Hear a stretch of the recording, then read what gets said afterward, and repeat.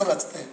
आज अगर केस में ईडी बुलाता है तो अपने मुख्यमंत्री को, अपने राज्यसभा सांसद को रोड पर बुला करके हंगामा करने का काम किया करते हैं। क्या मुख्यमंत्री और राज्यसभा के सांसद ये बता सकते हैं कि ईडी ने गलत बुलाया उनको? लेकिन नहीं, मोदी जी को छोटा दिखाना है, मोदी जी को नीचे गिराना है, ये काम करने के लिए उन्होंने ऐसा प्रोपेगेंडा रचते हैं और रोड पर आकर के चिल्लाने का काम करते हैं। हमारे मोदी जी ने कहा एक नेशन श्रेष्ठ, एक भारत श्रेष्ठ भारत। अब एक भारत श्रेष्ठ भारत कैसे होगा? हम जितने भी शासन कांग्रेस के और उनके अदर पार्टी के सपोर्ट से चलने वाली जो गवर्नमेंट थी वो सभी प्लेन एरिया में काम किया करते थे, लेकिन मोदी जी आने के बाद हम नॉर्थ ईस्ट को फोकस करते हैं और मोदी जी नॉर्थ ईस्ट पर पूरा ध्यान देकर के काम करने का काम करते हैं। क्या है नॉर्थ ईस्ट में? अगर हम आसाम को हटा दें तो टोटल लोकसभा की सीटें 10 होती है। 10 सीट से गवर्नमेंट बनने वाली, बिगड़ने वाली नहीं होती है। हम 10 सीटों पर जितना खर्च कर रहे हैं, 10 सीटों पर मोदी जी जितने अपने यूनियन मिनिस्टर को भेज करके और यहाँ टूर करवा रहे हैं, इससे हमारा एनर्जी और एक्सपेंडिचर बढ़ने वाला है। लेकिन मोदी जी का सोच है कि अगर नॉर्थ ईस्ट का विकास नहीं होता है तो भारत का विकास नहीं होगा, और जो नॉर्थ ईस्ट को अब छोड़ करके चले हैं, मैं छोड़ के नहीं जाऊंगा, और नॉर्थ ईस्ट के लोगों के द्वारा ही एक नया इंजन के रूप में भारत को एक नई ऊर्जावान ताकत मिलेगी, जो नॉर्थ ईस्ट के माध्यम से भारत विकास के आगे करेगा और इस देश का सर्वश्रेष्ठ राष्ट्र बनने का काम करेगा। हम कहते हैं सबका साथ, सबका विकास, सबका विश्वास। आज प्लेन एरिया में काम करेंगे हम, मध्य प्रदेश, राजस्थान, बिहार, उत्तर प्रदेश में काम करके, बड़े बड़े सीटों वाले क्षेत्र में काम करके हम अपने आप को बताते हैं कि हम बड़ी पार्टी है, जन कल्याण योजना चलाने वाले हैं। लेकिन आज से पहले उन सारे यूनियन मिनिस्टरों से पूछो कि नॉर्थ ईस्ट में कितने बार आप घूम के आए हैं, और आज के यूनियन मिनिस्टर से पूछिए कि आज आप कितने बार घूम के आए हैं, तो सभी लोग कहेंगे कि नॉर्थ ईस्ट को मैं जानता हूँ और काम करता हूँ। आज नॉर्थ ईस्ट के डेवलपमेंट के लिए भारत कमिटमेंट है। आज भारतीय जनता पार्टी और मोदी जी की सरकार नॉर्थ ईस्ट को एक नंबर पर रख करके उसको आगे बढ़ाना चाहती है, आपके ऊर्जा का उपयोग करना चाहती है। इसीलिए आज हम नॉर्थ ईस्ट पर खड़े होकर के काम करना चाहते हैं, आगे बढ़ना चाहते हैं। आप सबों का सहायता मांगने हम लोगों ने आज खड़ा हुआ है। जिस तरह से डबल इंजन की सरकार है, उसी तरह से नॉर्थ ईस्ट का ये 7 सिस्टर अगर आगे बढ़ के काम करेगा तो एक नई इंजन, एक नई ताकत के साथ मोदी जी को ऊर्जा मिलेगी और हम नॉर्थ ईस्ट के साथ पूरे देश का विकास कर पाएंगे। हम पूछना चाहते हैं, जब कांग्रेस की सरकार चलती थी तो एक बार उनसे पूछिए कि सड़कें कितना बनती थी। आप याद करें अटल जी की सरकार से पहले जिसकी सरकार थी वो 5 kilometre, 6 kilometre everyday 4 lane road बनाते थे। जब अटल जी की सरकार आई तो 11 से 12 किलोमीटर प्रतिदिन रोड बनने लगा, और आज 2014 के बाद 37 किलोमीटर प्रतिदिन एवरीडे हम रोड बनाते हैं, और 105 घंटा में 175 किलोमीटर की रोड बना के कंप्लीट करके हम एक नया कीर्तिमान स्थापित करते हैं, एक गिनीज बुक में नाम लिखाने का काम करते हैं। हमारे सारे मिनिस्टर एक रिकॉर्ड के रूप में, नेशन हमारा आगे जाए, नेशन रिकॉर्ड तोड़े, इसके लिए हमारे सारे मिनिस्टर काम कर रहे हैं। हमारे सारे यूनियन मिनिस्टर जो है दिन रात इस काम करने का, सेवा करने का काम कर रहे हैं। आप उनसे पूछिए कि रेलवे जो लाइन थी, वो रेलवे लाइन की दोहरीकरण कांग्रेस सरकार में कितना चलती थी, तो 3000 किलोमीटर वो बनाते, 1900 किलोमीटर वो बनाते थे। 19 किलोमीटर 1900 किलोमीटर वो बनाते थे पूरे शासनकाल में। और आज मोदी जी ने कितना किया है? आज मोदी जी ने 9000 डबल लेन की जो रेल की पटरियां हैं उसको बनाने का हम काम किए हैं। कहाँ 3000, कहाँ 1900, 1900 और कहाँ हम आज 9000 बनाने का काम कर रहे हैं। आप उनसे पूछो इलेक्ट्रिसिटी की पोल कितनी लगी आपके गवर्नमेंट में, तो वो बताएंगे कि इलेक्ट्रिसिटी की पोल हम कितना लगा पाए, तो 3000 किलोमीटर तक उन्होंने बिजली का पोल लगाया अपने पूरे शासन काल में।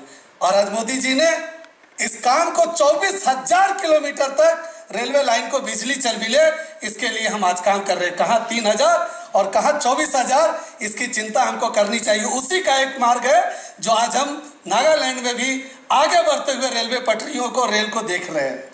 आप उनसे पूछिए कि जब फाइबर का कॉम्बिनेशन होता था, जब आप G5, G4 चाहते थे तो उस समय कितना चलता था, जब कांग्रेस की सरकार थी, तो आप विश्वास नहीं करेंगे, ये आंकड़ों में लिखा है कि 60 पंचायत का मतलब काउंसिल आप समझते होंगे, 60 पंचायत में हम ऑप्टिकल फाइबर का काम किए थे और आज 1,50,000 से ऊपर ऑप्टिकल फाइबर में हम लोगों ने काम किया है।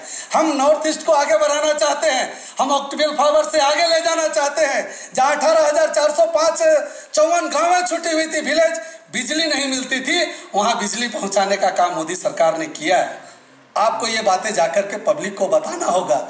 सिर्फ भारतीय जनता पार्टी के वर्कर बन करके, सिर्फ भारतीय जनता पार्टी का एक कार्यकर्ता बन करके ऐसे काम नहीं चलेगा। हमको एक एक पब्लिक को अपने मोदी गवर्नमेंट के अचीवमेंट के ऊपर उनको बताना चाहिए, उनको समझाना चाहिए।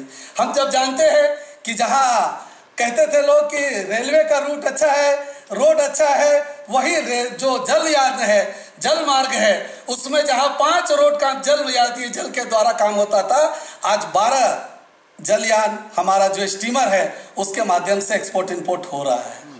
आप इसमें वृद्धि जब देखेंगे तो आपको पता चलेगा, रोड के सेक्टर में, इसके बिजली के सेक्टर में, हम आईटी के सेक्टर में बहुत तेजी से आगे काम कर रहे हैं। हम मेडिकल सेक्टर को पकड़ते हैं तो जहां पहले मात्र 7 एम्स हुआ करता था, आज देश में 22 एम्स हुआ करता है। ये मोदी जी की सरकार, ये 8 साल के अचीवमेंट का काम है।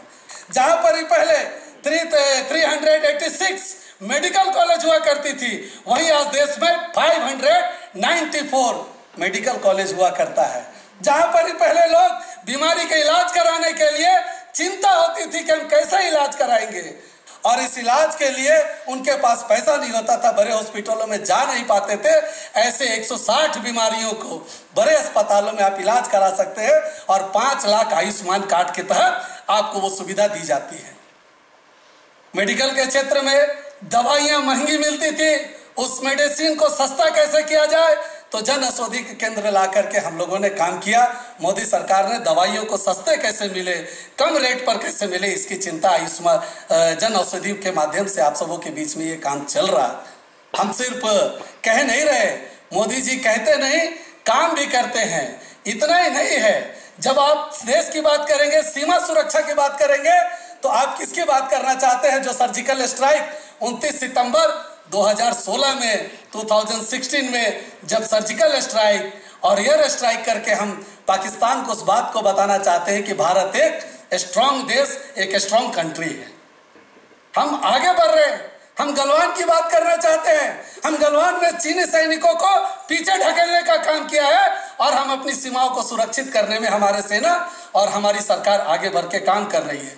हम दुनिया में रफाइल जैसे एरोप्लेन ला करके, फाइटर प्लेन ला करके हम आगे अपनी सुरक्षा के ऊपर काम कर रहे हैं। और जब कल कहा जा रहा है कि 10 करोड़ 10 लाख हम नौकरियां देंगे, 17.5 एज से लेकर के 21 एज तक के लोगों को हम 10 लाख नौकरी देंगे, सेना में बहाली करेंगे, तो आज कांग्रेसियों के पेट में दर्द उखड़ता है।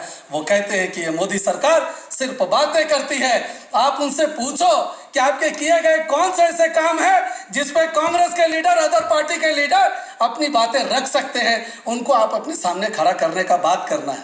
ये जो लीफलेट में लिखी गई है, बहुत सी बातें इसमें है, लेकिन बहुत सी बातें इसमें नहीं है जिसको भी हम लोगों ने किया है। लेकिन आप एक बार समझ पाए और अपने पब्लिक को समझा पाए, इसके लिए एक समरी रूप आप सबों के बीच में दिया गया है, एक छोटा रूप दे करके आप सबों से काम करने का काम किया गया है। जहां गरीब के लोग बैंक में जाने से डरते थे, पांव रखने से डरते थे, सारे बैंक आधुनिकीकरण हो गया है। बिना पैसा डिपॉजिट किए आपके खाता नहीं खुलते थे, अकाउंट नहीं खुलता था। उस जगह पर भारतीय जनता पार्टी और मोदी जी की सरकार ने आपको जनधन अकाउंट के माध्यम से 45 करोड़ लोगों को बैंक में आने का न्योता दिया है और बैंक में जाके आज वो काम करते हैं, जिसमें 23 करोड़ महिला, यानी 55% से ऊपर अगर उसकी भागीदारी है तो महिलाओं का है। हम किसान सम्मान निधि की बात करते हैं, डायरेक्ट बेनिफिट की बात करते हैं। कांग्रेस की पार्टी और अदर पार्टियां करप्शन से भरी हुई है, वो अपने करप्शन को दूर करने का कोई आइडिया नहीं है। लेकिन आज हम 6,000 रुपया किसानों को 6,000 रुपया डायरेक्ट बेनिफिट के माध्यम से उनके खाता पर अकाउंट में पहुंचाने का काम अगर कोई करता है तो वो मोदी सरकार है। आप बताए तो आप जो कहना चाहते हैं कि हम में से बहुत सारी चीज़ें अलग अलग स्थिति में हम लोगों ने काम किया है। आप अगर देखेंगे तो जो एक भारत श्रेष्ठ भारत की बातें करते हैं, नॉर्थ ईस्ट को छोड़कर एक भारत श्रेष्ठ भारत की बातें नहीं हो सकती है। हमको अगर एक भारत और श्रेष्ठ भारत बनाना है तो नॉर्थ ईस्ट का ही साथ चाहिए, लेकिन क्लैपिंग जो है वो दोनों हाथों से होती है। सिर्फ अगर हम चाहे, हमारी मोदी सरकार चाहे कि हम नॉर्थ ईस्ट का डेवलपमेंट करेंगे, हम करप्शन लेस सरकार बनाएंगे, गवर्नमेंट बनाएंगे, तो इसके लिए कहीं ना कहीं आप सभी नागालैंड के लोगों का भी भारतीय जनता पार्टी को सपोर्ट चाहिए। इस अपील के कारण हम सब ये काम कर रहे हैं और ये रिपोर्ट कार्ड दर्ज कर रहे हैं। कोई भी आज तक ऐसा गवर्नमेंट नहीं है जिन्होंने अपना रिपोर्ट कार्ड दर्ज किया हो, जो अपना एवरी ईयर रिपोर्ट कार्ड देता हो। और मोदी जी ने कहा कि मैं गवर्नमेंट नहीं, अब सरकार माई बाप नहीं, अब सरकार सेवक के रूप में काम करेगा, सर्विस करेगा। इसकी गारंटी लेकर आपका प्रधानमंत्री आपके साथ काम करता है। क्या आपका और आप नागालैंड के लोगों का विश्वास और जो श्रद्धा है, जो काम करने का तरीका है, ये आगे हम इसको बढ़ा सकते हैं, ये सपोर्ट हमको मिलेगा। इसका विश्वास के लिए हम आज आप सबों के बीच में खड़े हुए हैं, जहां एक और हम बूथ, मंडल, जिला, प्रदेश, मोर्चा कमेटी सबको एक साथ लेकर के आगे बढ़ने का जो हम काम कर रहे हैं, ये काम में आपका सपोर्ट चाहिए, सहयोग चाहिए। मैं नहीं जानता कि कितने सब किस प्रकार के लोग हैं, मैं सिर्फ इतना जानता हूं कि अगर भाजपा जीतेगा तो जीतेगा नागालैंड, और जीतेगा नागालैंड तो जीतेगी भाजपा। इस मंत्र को हम सबों को अपने साथ में लेकर के चलना चाहिए। हम करप्शन लेस गवर्नमेंट बनाने के लिए हमको पूरी ताकत के साथ खड़ी रहनी चाहिए, और हम आने वाले दिन पे एक और अच्छी सरकार बना करके देंगे। जो आज की सरकार है उससे और दुगने ताकत पे हम काम करेंगे, जब यहाँ का पीपल, यहाँ का जनता का सहयोग और समर्थन हम सबों को प्राप्त होगा। मैं मानता हूँ कि आप सबों ने पार्टी को बहुत प्यार किया है, आगे बढ़ाने का दिन रात आप लोगों ने मेहनत किया है।